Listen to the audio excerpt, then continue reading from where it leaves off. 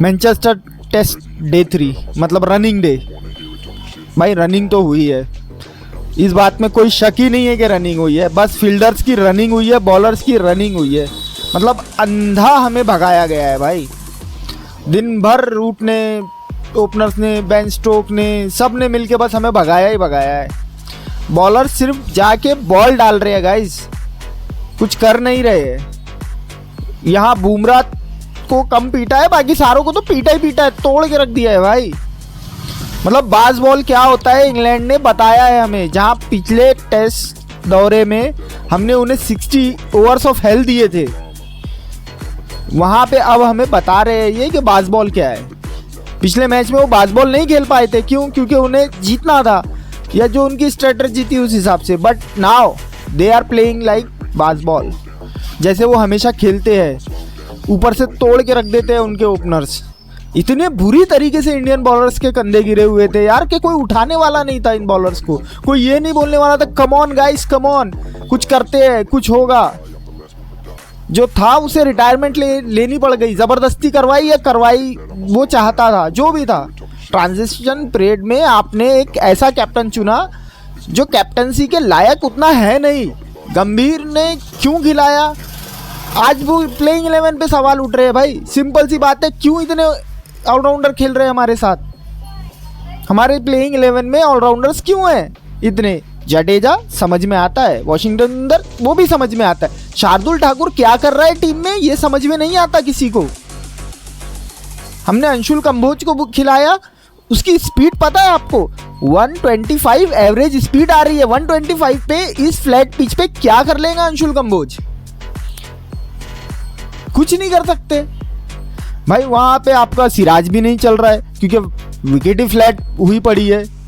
अंशुल कंबोज तो डेब्यूटेंट है, तो फिर कोई बात ही नहीं है, उन्हें ज़्यादा कुछ क्रिटिसाइज किया नहीं जा सकता। कुलदीप यादव का खेलना बनता था। शार्दुल ठाकुर क्यों है टीम में समझ नहीं आता भाई। आप ऑलराउंडर से T20 क्रिकेट जीत सकते हो गंभीर जी, टेस्ट क्रिकेट नहीं जीत सकते। हम सेकेंड टेस्ट इसलिए जीते कि एक प्लेयर ने, हमारे कैप्टन ने इतने रन्स बना दिए थे कि वो अनबेरेबल था। 400 रन मार के आया था वो एक ही मैच में, तो वहां से इंग्लैंड नहीं जीत सकती थी।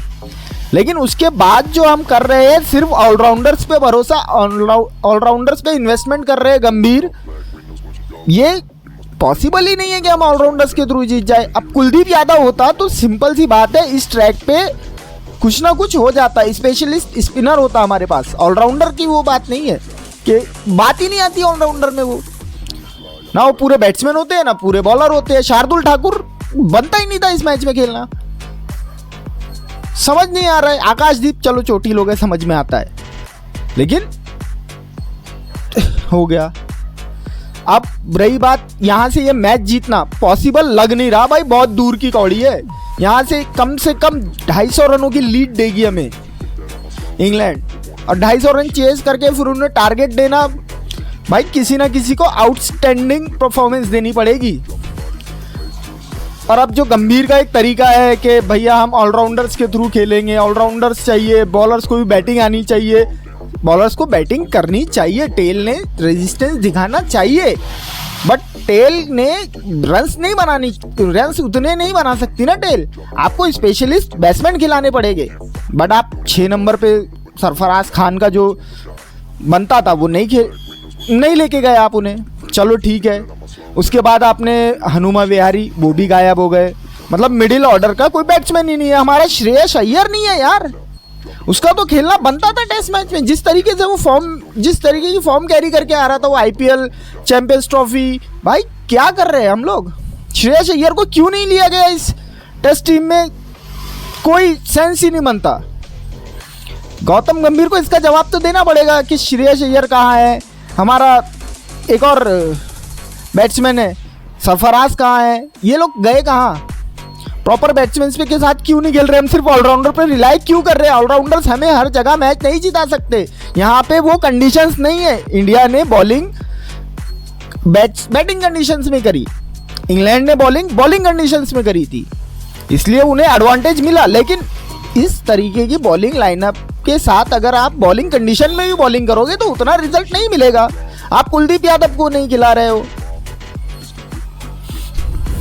समझ में नहीं आ रहा। आप लोग गाइस बताइए, क्या इंडिया यहाँ से ये मैच बचा सकती है? जीतना तो काफी दूर की बात है, कमेंट सेक्शन में बताइए। बचा सकती है तो कौन वो बैट्समैन होगा या कौन वो बॉलर होगा जो स्टेप अप करेगा और इंग्लैंड को चैलेंज करेगा और अपने आप को भी चैलेंज करेगा इस चैलेंजिंग कंडीशंस में।